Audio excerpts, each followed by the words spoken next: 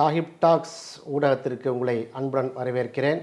இன்றைய காணொளியில் பட்டியலின மக்கள் யார் பக்கம், இன்றைக்கு பார்த்தீங்கன்னா சற்றொப்ப 46 தொகுதி எஸ்சி எஸ்டி தொகுதியில் இருக்குது. 44 தொகுதி எஸ்சி, 2 தொகுதி எஸ்டி. இந்த 45 அல்லது 46 தொகுதிகளில் யாருக்கு செல்வாக்கு இருக்கிறது, திமுக கூட்டணிக்கா அதிமுக கூட்டணிக்கா என்கிற ஒரு சர்வே முடிவுகள் வெளியாக இருக்கிறது. பெரும்பான்மையாக பார்த்தீங்கன்னா இந்த எஸ்சி எஸ்டி தொகுதியை பொறுத்த வரையில் பட்டியலின சமூக மக்கள் மட்டும்தான் என்ன செய்ய முடியும், போட்டி போட முடியும். அது ஆர்டிக்கிள் ஆஃப், அதாவது கான்ஸ்டியூஷன் ஆஃப் இந்தியா ஆர்டிக்கிள் 330, 332, 330, 332 கீழ் அது ரிசர்வ் தொகுதியாக அறிவிக்கப்பட்டிருக்கிறது. ரிசர்வ் தொகுதியின் வரலாறு என்ன என்பதை மற்றொரு காணொளியில் பார்ப்போம். அத்தகைய தொகுதிகளில் 2026 எலெக்ஷன் நடக்கும்போது யாருக்கு வெற்றி வாய்ப்பு அதிகம் என்பது குறித்த அந்த தரவுகளிலேருந்து நம்ம என்ன செஞ்சுருக்கோம், எக்ஸ்ட்ராக்ட் பண்ணி நம்ம எடுத்துருக்கிறோம். நேயர்களுக்கு முழுமையான தகவலை வழங்க இருக்கிறோம். முழுமையாக இதை பாருங்கள். அந்த ரிசர்வ் தொகுதியில் யார் அதிகம் கைப்பற்ற இருக்கிறார், பட்டியலின சமூகத்தினுடைய வாக்குகள் எங்கே ஒட்டுமொத்தமாக செல்ல இருக்கிறது என்பதை இந்த காணொலியினுடைய இறுதியில் நீங்கள் கண்டிப்பாக பார்ப்பீங்க. முதல்ல இந்த 44 தொகுதி எது அப்படிங்கிறத நம்ம வரிசைப்படுத்தலாம். திருவள்ளூர், பொன்னேரி, திருவள்ளூர் மாவட்டத்தில் பொன்னேரி தொகுதி, பூந்தமல்லி தொகுதி, அதுபோல் திருவிக்கா நகர், எக்மோர், ஸ்ரீபெரும்புதூர், செய்யூர், அரக்கோணம், மதுராந்தகம், ஊத்தங்கரை, கீழ்வைத்திய நன்குப்பம், அரூர், செங்கம், வந்தவாசி, வானூர், கள்ளக்குறிச்சி, கங்காவல்லி, ஆத்தூர், ஏற்காடு எஸ்டி தொகுதி, ராசிபுரம், சேந்தமங்கலம், தர்மபுரம்,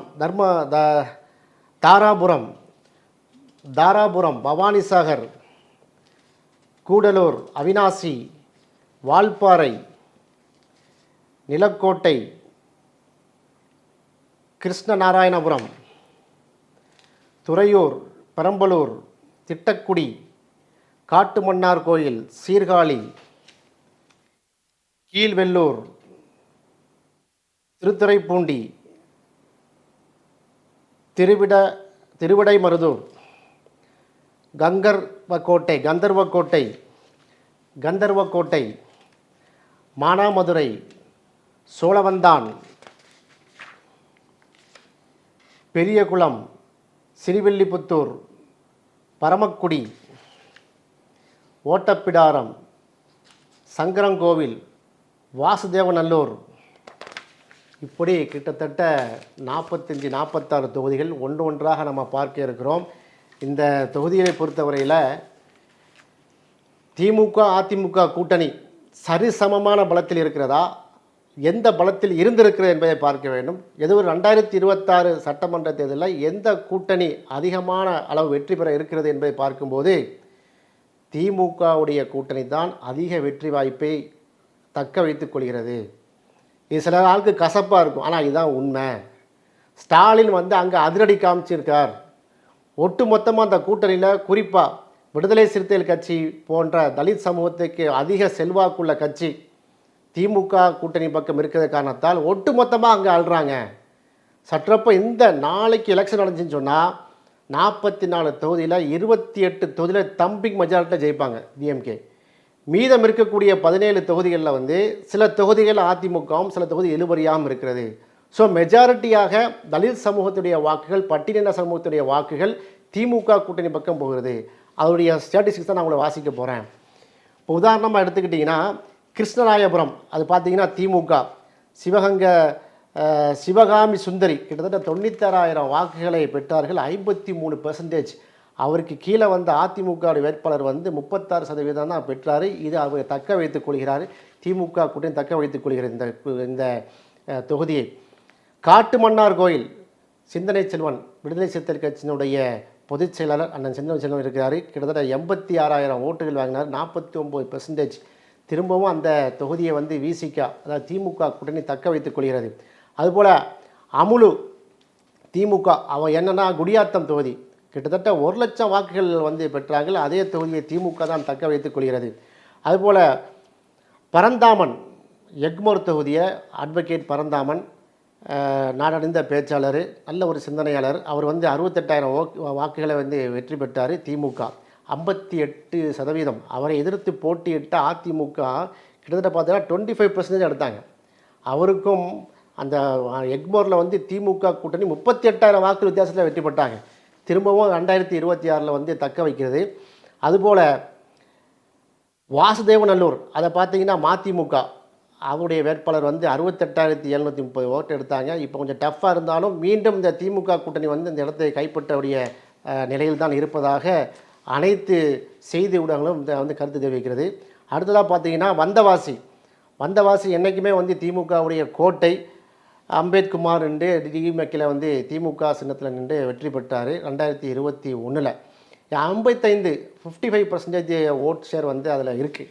ஸோ மீண்டும் திமுக வந்து அந்த தொகுதியை தைக்க வைக்கிறது. திருத்துறைப்பூண்டியை பொறுத்தவரையில் சிபிஐ அது வந்து கம்யூனிஸ்டுடைய கோட்டை என்று சொல்லலாம். நிறைய தொழிற்சங்கங்கள் இருக்குது. கம்யூனிஸ்ட் பார்ட்டியுடைய நிறைய அந்த சிஐடியு பார்த்துருப்பீங்க. சிபிஐஎம்முடைய கொடியாக பறக்கக்கூடிய அந்த தொகுதி. நிறைய தொழிலாளர்கள் இருக்கிறாங்க. அவங்களுடைய தொழிற்சங்கங்கள் நிறைய இருக்கிறது. அந்த அடிப்படையில் சிபிஐயுடைய மாரிமுத்து அவர்கள் 97,000 வாக்குகள் வித்தியாசத்தில் வெற்றி பெற்றார். திருத்துறைப்பூண்டியில் வந்து இங்கே அதிமுகவுக்கு ரொம்ப பின்னடைவு தான் இருக்குது. 67,000 ஓட்டு தான் வாங்கியிருக்காங்க, 36%. சிபிஐஎம் வந்து 52% இருக்குது. சிபிஐஎம் வந்து திமுக கூட்டணியோடு சேர்ந்து நிற்கும் பட்சத்தில் நிச்சயமாக திருத்துறைப்பூண்டியை வந்து மீண்டும் அவர்கள் தக்க வைக்கக்கூடிய வாய்ப்புகள் இருக்குது. ஸ்ரீபெரும்புதூர் அதில் பார்த்திங்கன்னா இந்திய தேசிய காங்கிரஸ் அது காங்கிரஸுடைய தொடர்ச்சியாக வந்து காங்கிரஸுடைய கோட்டையாக இருந்திருக்கு. கடந்த முறை 2021 பெரிய டஃப்பாக தான் ஜெயித்தாங்க. கிட்டத்தட்ட 43% ஓட் ஷேர் வாங்கினாங்க. அவரை எதிர்த்து போட்டிட்ட அதிமுக கூட்டணி வந்து 39% இருந்தாங்க. செல்வ பெருந்தகை நம்முடைய காங்கிரஸ் கட்சியினுடைய தலைவர் தான் அங்கே வேட்பாளராக நின்னார். இப்போ அவர் எம்எல்ஏவாக வெற்றி பெற்றார். மீண்டும் அந்த ஸ்ரீபெரும்புதூர் தொகுதி என்றைக்குமே காங்கிரஸுடைய கோட்டை. காங்கிரஸ் கூட்டணி திமுக கூட்டணி தக்க வைத்துக் கொள்கிறது. அதுபோல் சீர்காழியை பொறுத்தவரைக்கும் திமுகவுடைய கோட்டை என்றே சொல்லலாம். திமுக பன்னீர்செல்வம் தான் வெற்றி பெற்றார் 49%. சற்றப்போ 94,000 வாக்குகள் வெற்றி பெற்றார். இதுவும் திமுகவுக்கு சாதகமாக இருக்குது. நான் வாசித்து கொண்டிருக்கிறதெல்லாம் எல்லா தொகுதியும் பட்டியலின சமூக மக்கள் ரிசர்வ் தொகுதியை மட்டும்தான் நான் வாசித்து கொண்டிருக்கிறேன். ரிசர்வ் தொகுதியில் இந்த தொகுதியெல்லாம் 44 தொகுதி 46 தொகுதியில் நான் வாசிக்கக்கூடிய தொகுதி எல்லாமே பார்த்தீங்கன்னா திமுகவுடைய சார்பாக இருக்கிறது. அங்கே ஸ்டாலினுடைய திட்டங்கள், திராவிட மாடல் ஆட்சியுடைய திட்டங்கள் வந்து செயல்படுத்துவதன் காரணமாக மீண்டும் வந்து அந்த திமுக கூட்டணி பக்கமாக அலை வீசுகிறதை நாங்கள் பார்த்து கொண்டிருக்கிறோம். இதை நாம் வந்து ஓப்பனாக சொல்கிறதுனா திமுக சப்போர்ட்டாக பேசுகிறாங்கங்கிறதில்ல, என்ன ஃபேக்டோ அதை நம்ம சொல்கிறோம். நீங்கள் வந்து செய்தி ஊடகங்களில் முக்கியமாக வந்து மெயின் ஸ்ட்ரீம் ஊடகங்களில் என்ன கருத்து கணிப்பு வெளியிடப்பட்டதோ அந்த கருத்து கணிப்பையும் லோக்கலில் இருக்கக்கூடிய அந்த ஸ்டாண்டையும் எடுத்துக்கொண்டு அரித்மெட்டிக் கால்குலேஷன் நம்ம சொல்லிக்கிட்டு இருக்கிறோம். ஆனால் அங்கே வரக்கூடிய செய்திகள், நண்பர்கள், வழக்கறிஞர்கள், நமக்காக வேலை செய்யக்கூடிய நண்பர்கள் தரவுகளும் அந்த கரெக்டாக மேட்ச் ஆகுது. அந்த அடிப்படையில் சோழவந்தான் மீண்டும் திமுக வாசம். இப்போ வந்து வெங்கடேசன் அவர்கள் வந்து என்ன செஞ்சுருக்காரு, எம்எல்ஏ இருக்கிறாங்க. மீண்டும் திமுக வாசம் இருக்குது. ஏன்னா 48% டிஎம்கே கூட்டணி இருக்குது. அதற்கு ஆப்போசிட்டாக இருக்கக்கூடிய அதிமுக கூட்டணி பார்த்தீங்கன்னா 38% இருக்குது. இப்போ நான் இது வரைக்கும் வாசித்த எல்லா இடத்துலையுமே 3ஆவது இடத்துல யார் இருப்பான்னா நாம் தமிழர் கட்சி இருப்பாங்க. சற்றப்போ 13,000 வாக்குகள் டு 20,000 வாக்குகள் பெற்று 3ஆவது இடத்துல இருந்தார் என்பதும் குறிப்பிடத்தக்கது. அதே நேரத்தில் இப்போ புதிதாக பார்த்தீங்கன்னா தாவேக்கா வந்து புதிதாக கட்சியை தொடங்கி அவங்க களப்பணியாற்றி கொண்டிருக்காங்க. அவர்கள் பிரிக்கக்கூடிய வாக்குகள் யாருக்கு சாதகம், திமுக அதிமுகங்கிற கேள்வி இருக்கிறது. அது தேர்தல் முடிவிட்ட போது தான் எக்ஸாக்டாக அந்த கால்குலேஷன் பண்ண முடியும். இந்த நிலையில் பார்க்கும்போது சேந்தமங்கலம் மீண்டும் பொன்னுசாமி அவர்கள் திமுகவுடைய எம்எல்ஏவாக இருக்கிறார். 90,000 வாக்குகளை அவர் பெற்றார். மீண்டும் திமுக தக்க வைக்கிறது. அதுபோன்று ராசிபுரம் தொகுதி, ராசிபுரத்தை பார்த்தா எப்போவுமே டஃப்பாக இருக்கும். திமுக டஃப்பாக தான் இருக்கும். எப்போவுமே நெக் அண்ட் நெக்குடைய ஃபைட்டுன்னு சொல்லுவாங்க. ஆனால் திமுக கொஞ்சம் அப்பர் ஹேண்ட் எடுக்கிறாங்க. அது வந்து 2021 மதிவேந்தன் தான் அவர் எம்எல்ஏ ஆனார். மீண்டும் திமுக கூட்டணி இருக்கும் பட்சத்தில் கண்டிப்பாக அதை வெற்றி பெறக்கூடிய வாய்ப்புகள் இருக்குது. அதுபோல் ராஜா சங்கரங்கோயில் ராஜாவை பொறுத்தவரை 71,000 ஓட்டு வாக்குக்கு வித்தியாசத்தில் வெற்றி பெற்றாங்க. சங்கரங்கோயில் மீண்டும் திமுக வசம்தான் இருக்கிறது. பூந்தமல்லி கிட்டத்தட்ட கிருஷ்ணசாமி அவர் வந்து 1,49,000 வாக்குகள் வித்தியாசத்தில் 57%. அவரை ஏற்று போட்டியிட்ட பாட்டாளி மக்கள் கட்சி 21,000 வாக்குகள் தான் பெற்றார். திமுகவுக்கும் பாட்டாளி மக்கள் கட்சிக்கும் நேரடியான போட்டி.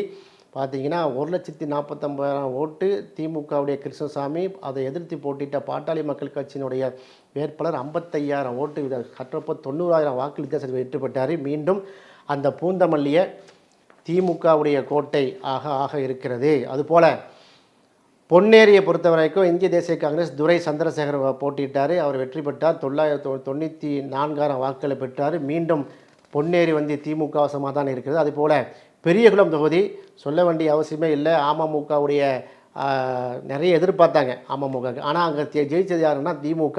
சரவணகுமார் தான் வெற்றி பெற்றார். 92,000 வாக்குகள் வெற்றி பெற்றார். 46%, 46.28%. அவரை எதிர்த்து போட்டியிட்ட அதிமுக முருகன் வந்து 70,000 வாக்குகள் வித்தியாசத்தில் வெற்றி பெற்றார். பெரியகுளம் டஃப்பாக இருந்தாலும் திமுக வந்து அப்பர் ஹேண்ட் எடுக்கிறாக சொல்கிறாங்க. அது உண்மைதான். அதுபோல் பெரம்பலூர் கிட்டத்தட்ட பிரபாகரன் திமுக வந்து 1,22,000 வாக்குகள் வித்தியாசத்தில் வெற்றி பெற்றார். அவரை எதிர்த்து போட்டிட்ட அதிமுக 91,000. ஓட் ஷேரிங்கை பார்த்தீங்கன்னா 15% திமுக, 38% வந்து அதிமுக. மீண்டும் திமுக பெரம்பலூரை கைப்பற்றுகிறது. அடுத்து பார்த்தீங்கன்னா ஓட்டப்பிடாரம், தூத்துக்குடி மாவட்டம் ஓட்டப்பிடாரம் திமுக எம்சி சண்முக ஐயா அவர் தான் வெற்றி பெற்றார் 73,000 வாக்குகள் வித்தியாசத்தில். அதிமுக மோகன் 64,000. ஓட்டப்பிடாரம் டஃப்னு சொன்னாங்க, பட் திமுக தான் அப்பர் ஹேண்ட் இருக்காங்க. காரணம் அங்கே இருக்கக்கூடிய அந்த பட்டியல் சமூக மக்கள் ஒட்டுமொத்தமாக திமுக பக்கம் நிற்பதால் அந்த கண்டிப்பாக நினைச்சாங்க வெற்றி பெறாங்க. அதுபோல் மானாமதுரை திமுகவுடைய தமிழரசி அவரது 89,000 வாக்குகள் வித்தியாசம் வெற்றி பெற்றார். திமுகவுடைய கோட்டை மானாமதுரை. மீண்டும் அந்த ரிசர்வ் தொகுதி திமுக வசமே செல்கிறது. அதுபோல் கந்தர்வக்கோட்டை சிபிஐஎம் சின்னதுரை வெற்றி பெற்றால் 69,710. மீண்டும் சிபிஎம் தான் அது.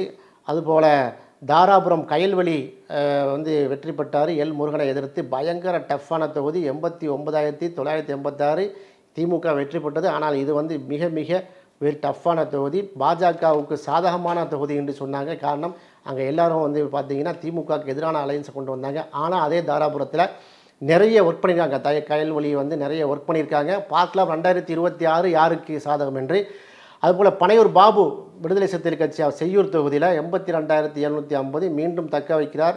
விசிகாவுடைய அது கோட்டை செய்யூர். எனவே திமுக கூட்டணி மீண்டும் வெற்றி பெறக்கூடிய வாய்ப்பு இருக்குது. ஏற்கனவே அதிமுக 2011 அதிமுகவில் இருந்த இது, அதாவது அதிமுக தொகுதியாக இருந்தது. விசிக 2ஆம் நிலையில் இருந்துச்சு. பார்வேந்தன் வந்து 51,000 வாக்குகள் பெற்றார். பனையூர் பாபு அண்ணா வந்த பிறகு 82,000 வாக்குகள் பெற்று அங்கே எம்எல்ஏயாக ஜொலித்து கொண்டிருக்கிறார். மீண்டும் விசிக வசம்தான் அந்த செய்யூர் தொகுதி. அதுபோல் செங்கம் திமுக எம்பி கிரி இருக்கிறாவில் 1,08,000 வாக்கில் இருக்கார். இதையும் வந்து திமுக வசம்தான் செல்கிறது. மீண்டும் திமுக கூட்டணி வசம் செய்கிறது. திட்டக்குடி மதிமுக உடைய கணேசன் வெற்றி பெற்றால் 83,000 வாக்குகளை வெற்றி பெற்றால் மீண்டும் திமுக கூட்டணியில் வந்து மதிமுக டிஎம்கே, ஏற்கனவே டிஎம்டிகே தமிழ் அழகன் 2011 வந்து திட்டக்குடியில் டிஎம்டிகே, அதாவது தேசிய முற்போக்கு விஜயகாந்துடைய கட்சி தான் மேலோங்கி இருந்தது. அதை தட்டி பறித்து கொண்டு வந்தது டிஎம்கே கணேசன். அந்த மாறி பார்த்தீங்கன்னா இன்றைக்கி 83,000 ஓட்டு வாக்கு வித்தியாசத்தில் திட்டக்குடியை திமுக வசமானது. மீண்டும் அதில் திமுக தான். அதுபோல் துறையூர் ஸ்டாலின் குமார் 87,786 வாக்குகள் வித்தியாசத்தில் வெற்றி பெற்றிருக்கால். மீண்டும் திமுகவுக்கு சாதகமான தொழிலாக வருது. அதேமாதிரி செலியன் திருவிடைமருதூரை பொறுத்தவரையே இப்போ திமுகவுடைய கோட்டை 95,000 வாக்குகள் வித்தியாசத்தில் வந்து அவங்க 95,000 வாக்கள் 95,763 வாக்குகள் செலியன் பெற்று எம்எல்ஏவாக இருக்கிறார். கடைசியாக நாகை மாலி 67,980 ஓட்டுக்கு பெற்றால் அவருடைய சட்டமன்ற தொகுதி கீழ்வெள்ளூர், அதோடைய எஸ்சி ரிசர்வ் தொகுதி தான் சிபிஐஎம் தான் வெற்றி பெற்றது. ஆக பார்த்தீங்கன்னா இந்த 28 தொகுதிகளில் யாருடைய அலை வீசுகிறது என்று சொன்னால் திராவிட முன்னேற்றக் கழகத்துடைய கூட்டணியுடைய அலை தான் வீசுகிறது.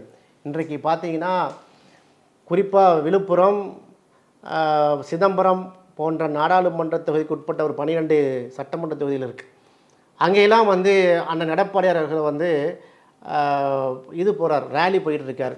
அதாவது அவருடைய பிரச்சார இது போகும்போது ஆயிரக்கணக்கான மக்கள் வந்து குழுமிருக்கிறார்கள் என்றெல்லாம் வந்து அங்கே சூழல் எடுத்து கொண்டிருக்கார். ஆனால் டேட்டாவை பார்க்கும்போது பட்டியல் சமூக மக்கள் வந்து ஒட்டுமொத்தமாக திமுக கூட்டணி மக்களாக நின்றிருக்கிறார்கள். அன்றும் இன்றைக்கும் அப்படிதான் நிற்க இருக்கிறார்கள் என்பதுதான் தெளிவாக தெரிகிறது. பார்க்கலாம், ஸ்டாலின் செய்த சம்பவம் தான் சொல்லணும். திராவிட மாடல் ஆட்சிக்கு வந்து பட்டியல் சமூக மக்கள் கொடுத்த ஒரு அங்கீகாரமாக தான் நான் கருதுகிறேன். பட்டியல் சமூகத்தில் வந்து நிறைய அந்த மக்களுக்கு வந்து செய்ய வேண்டிய கடமை இன்னும் நிறையவே இருக்கிறது. நிறைய மனக்குமுறல்கள் இருக்கிறது. பட்டியல் சமூக மக்களுடைய அந்த தலைவர்கள் எல்லாம் கொல்லப்படுகிறார்கள். அந்த சமூகத்தில் நிறைய படுகொலை நடக்குங்கிற விஷயம்லாம் இருக்குது. குறிப்பாக விடுதலை சிறுத்தைகள் கட்சியினுடைய கொடிக்கம்பம் கூட நெட்ட விடாமல் தடுக்கிறாங்க, காவல்துறை நெருக்கடியில் இருக்குது என்றெல்லாம் சொல்லிய நிலையும் கூட. ஆனால் அவங்க என்னத்தை பார்க்குறாங்கன்னா, பாஜகங்கிற ஒரு பாசிச சித்தாந்தம் உள்ள ஊடுருவக்கூடாது என்பதற்காக, அது குறிப்பாக விடுதலை சிறுத்தைகள் கட்சி இருக்கக்கூடிய திருமாவளவன் போன்ற தலைவர்கள் வந்து திமுக கூட்டணி அங்க வகிப்பதால் ஒட்டுமொத்தமாக பார்த்தீங்கன்னா அந்த அந்த தலித் சமூகத்தினுடைய வாக்குகள் ஒருமித்து என்ன செய்து ஸ்டாலின் பக்கம் திரும்புகிறது, திமுகவுடைய அந்த கூட்டணி பக்கம் திரும்பும் என்பது தான் இதை நான் பார்க்கலாம். அடுத்த காணொலியில் இன்னும் ஒரு 18-20 தொகுதியில் இருக்குது, அதனுடைய நிலவரம் என்பதை தனி காணொலியாக வெளியிடுகிறோம். இது போன்ற காணொலிகள் உங்களுக்கு வர வேண்டும் என்று சொன்னால் சாஹிப் டாக்ஸ் ஊடகத்தை நீங்கள் சப்ஸ்கிரைப் பண்ணுங்கள். இதுவரைக்கும் வெளியிட்ட சர்வே முடிவில் இந்த டிஸ்கிரிப்ஷனை நாம் கொடுக்குறோம், அதையும் நீங்கள் என்ன செய்யுங்க, பழைய காணொலி சென்று நீங்கள் பாருங்கள். இணைந்திருப்போம். மிகவும் நன்றி. இது போன்ற காணொலிகளை உங்களுடைய நண்பர்களுக்கும் அறிமுகப்படுத்துங்கள். நன்றி.